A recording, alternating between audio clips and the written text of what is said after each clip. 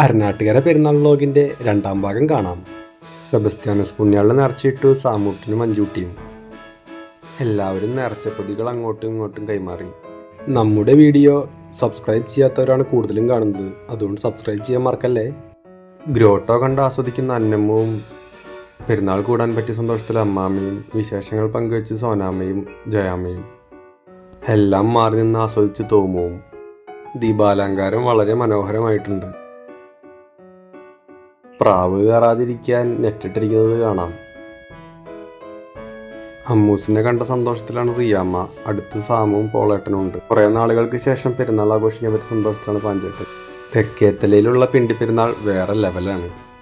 അരനാട്ടുകാരിൽ പല ഭാഗങ്ങളിലും പെരുന്നാൾ ആഘോഷം കുറഞ്ഞു വരുന്നുണ്ടെങ്കിലും ഇവിടെ എന്നും അടിപൊളിയാണ്. നടക്കുന്നതിനിടയിൽ പാഞ്ചേട്ടൻ പണ്ടത്തെ പെരുന്നാൾ അനുഭവങ്ങൾ പങ്കുവച്ചു. ഞാൻ ഒരു കൊച്ചുകുട്ടിയെ പോലെ അതെല്ലാം കേട്ടു നിന്നു. വളരെ യുണീക്കായ രീതിയിൽ ഡിസൈൻ ചെയ്ത പിണ്ടികൾ നമുക്ക് കാണാൻ സാധിച്ചു. പല സ്ഥലത്തും പല തരത്തിലുള്ള പിണ്ടികളാണ് കാണാൻ സാധിക്കുക. ചിലയിടത്ത് ഉയരം കൂടിയ പിണ്ടികൾ കാണാം. മറിയാമ്മയും അന്നമ്മവും പെരുന്നാൾ കാഴ്ചകൾ കണ്ടു നടന്നു. പിന്നാലെ ജോസഫേട്ടനും പാഞ്ചേട്ടനും ഉണ്ട്. പുറകിലായി കത്തിവെച്ച് അഞ്ചൂട്ടിയും. കാഴ്ചകളെല്ലാം കണ്ട് ഞങ്ങൾ ഗെയിംസിലോട്ട് കടന്നു. ആദ്യമായി ജിപ്പൻ ട്രൈ ചെയ്തു. ഫസ്റ്റ് ട്രയൽ തന്നെ അവന് കിട്ടിയത് കണ്ട് സംഘാടകർ സന്തോഷത്തിലല്ല. അടുത്തതായി ജോസഫേട്ടൻ്റെ ഊഴം. Just miss.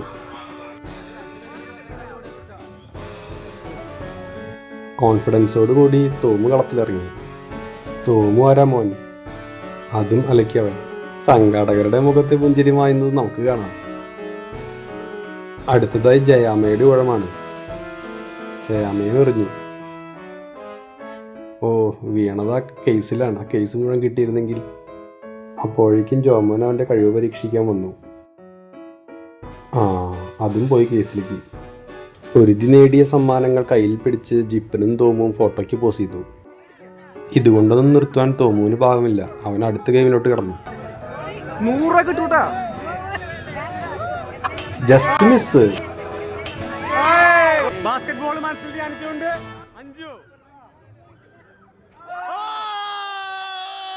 അഞ്ചൂട്ടി കണ്ടം വഴി ഓടി. അടുത്തതായി ഗാന്ധിനഗറിന്റെ മെസ്സി ജോയലിന്റെ ഊഴം. മെസ്സി ഓടി കണ്ടം വഴി. അങ്ങനെ പിള്ളേരെ ട്രെയിനിലും കയറ്റി നമ്മൾ വീട്ടിൽ പോയി. ശേഷം ഭാഗം നാളെ.